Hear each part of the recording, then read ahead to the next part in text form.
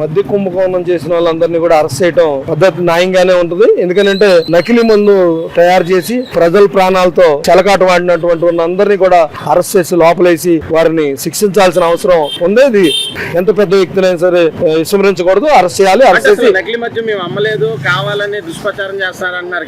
పెద్ద ఎత్తున గత ప్రభుత్వం చేసినటువంటి మద్య కుంభకోణాలు, నకిలీ మద్యం జంగారెడ్డిగూడెంలో కానీ రాష్ట్ర వ్యాప్తంగా కానీ వేలాది మంది చనిపోయారు. నకిలీ మద్యం జరగలేదు అంటున్నారు కదా. ఎందుకు జరగలేదు? జరగకుండా అనేక రోగాలు వచ్చి రకరకాల జబ్బులతో నకిలీ మద్యం వల్ల అనేక ఇబ్బందులు పడుతున్నటువంటి రాష్ట్రంలో చాలా మంది ప్రజలు మేము చూస్తున్నాం, దగ్గరగా చూస్తున్నాం.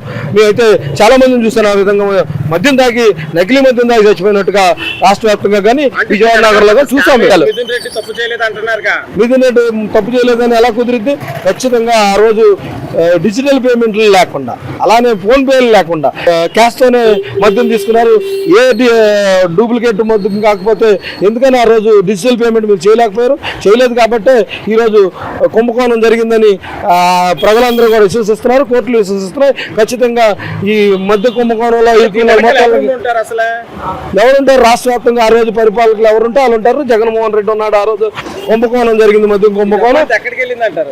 ప్యాలెస్కి వెళ్ళింది, తాడేపల్లి ప్యాలెస్కి వెళ్ళింది.